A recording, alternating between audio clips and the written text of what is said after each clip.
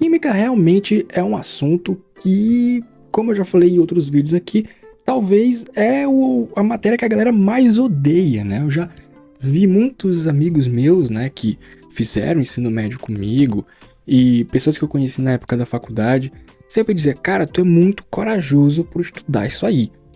Por que tu estuda isso? É chato, é difícil, é um negócio que se você não decorar você não aprende.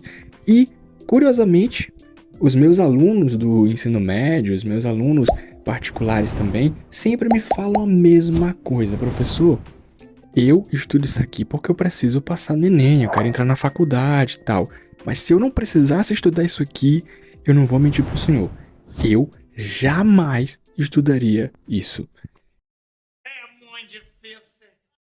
Eu fico um pouco ofendido quando eles me chamam de senhor porque eu me sinto velho, mas, brincadeiras à parte, nesse vídeo aqui eu quero explicar pra vocês o porquê que a química é tão difícil. Porque sim, ela é difícil. Então, se liga só nesse conteúdo de hoje que tá muito bom. Bora! Hora do show! Então, galera, por que que a química é tão difícil? Não interessa pra você, palhaço. Essa é uma pergunta muito complexa e para isso, obviamente, ela vai exigir uma resposta ainda mais complexa. No! God, please, no! No! No! No! Mas fica comigo até o final desse vídeo para você entender. Olha só, a química é uma ciência que começou a ser estudada lá no século XVII. Mais especificamente, no tempo em que ainda existia os estudos da alquimia. Para quem não sabe, a alquimia era considerada uma ciência, né? Não me diga! Vingardium Leviosa!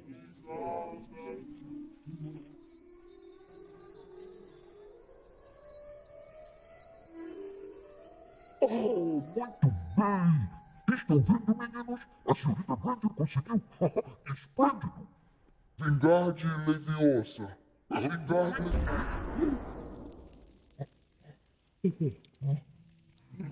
Eu acho que Ruim, tá ligado? Eu gosto disso aqui, ó.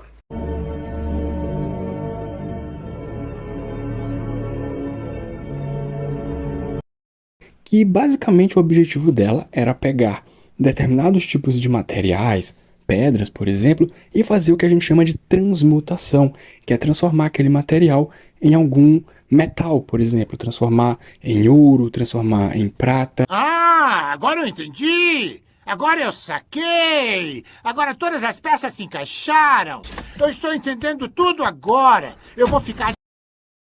E se você assistiu, por exemplo, o anime Fullmetal Alchemist, você vai saber muito do que eu tô falando, que o anime ele foca muito nisso, né? Não sei se você viu, por exemplo, o Edward Elric, ele tinha um conhecimento muito grande em transmutação, né? Ele pegava qualquer material e conseguia transformar em armas, conseguia transformar um metal em ouro, por exemplo. E eu gosto muito desse anime porque ele conta um pouco ali da história da alquimia. Então a química ela surge nesse contexto. E os alquimistas acreditavam que os elementos água, terra, fogo e ar poderiam ser utilizados para transformar esses metais que eram utilizados, né? Então eles acreditavam que todos os metais poderiam ser transformados em ouro e, obviamente, isso poderia ser comercializado depois. O anime Fullmetal Alchemist, cara, eu super recomendo que vocês assistam, porque você vai entender um pouco qual era a visão dos alquimistas, né? Claro que, como é um anime, tem uma liberdade para criar certas histórias, certas coisas que não necessariamente aconteceram na realidade, né? Obviamente, não tinha toda aquela questão dos poderes, né, que o Edward Elric tinha, né, aquela questão dos pentagramas, não tem nada disso. Mas o cerne da questão é que todo metal pode ser transformado em ouro. E para isso, os 4 elementos são fundamentais.